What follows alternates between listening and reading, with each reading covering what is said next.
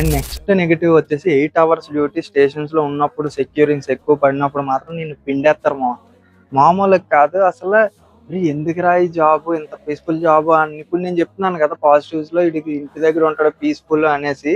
అది కొంతమంది పాయింట్స్ మ్యాన్కే.